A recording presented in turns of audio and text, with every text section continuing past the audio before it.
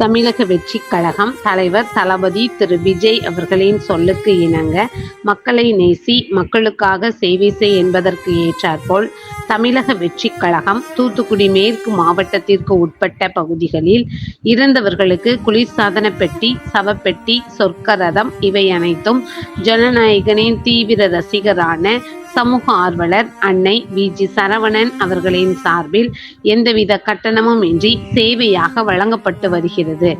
இந்நிலையில் ஏரல் அம்மாள் தோப்பு பகுதியைச் சேர்ந்த பெரியசாமி அவர்களின் மகன் சிவலிங்கம் அவர்கள் வயது மூப்பு காரணமாக 26/2/2026 அன்று காலமானார்.